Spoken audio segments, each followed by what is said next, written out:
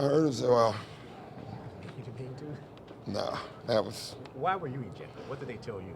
Well, I called a timeout because we heard a whistle. That's why you saw her bench when they threw Austin out for whatever reason. They called an N1 on that. You can see it on the replay. They absolutely called an N1, and they forgot to give us a free throw. And then, so I called the timeout and said, hey, you forgot to give us a free throw. And they didn't know what we were talking about. And I said, no, you forgot to give us a free throw. I said, come on, you guys have to know what you're doing. That was it.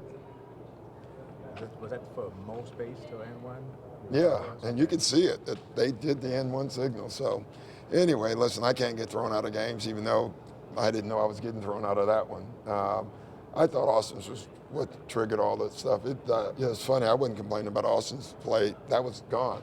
I thought his was a clear overreaction. You know, he wanted a foul. He was turning. You can see the guy. He barely brushed the guy, and then did like that right away. So you could tell it wasn't intentional. And you know, when you got the players in the other team laughing, you know it's bad. And so whatever, it happens. We make mistakes. I think it was a clear mistake on their part.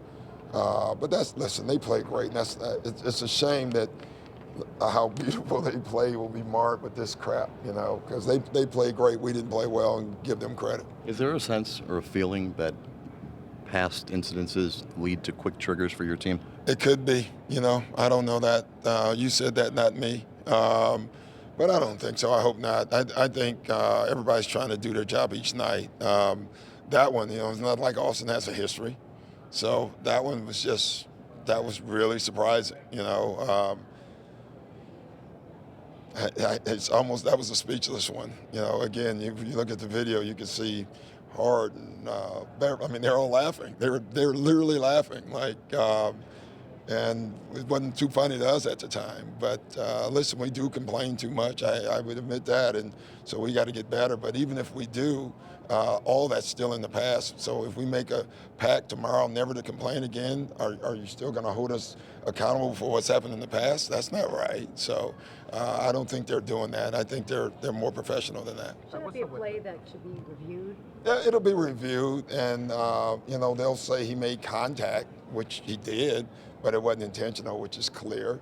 And you know, I guess I mean in game. It's hard to judge intent, but no, you can't judge intent. So that's why, you know, they'll say, well, that was contact, and nothing you can do about it. I felt bad for him, you know, for Austin at the time, but that's not why I was thrown out. I was thrown out for a whole different reason. I had nothing to do with that one. So either way, you can't get thrown out.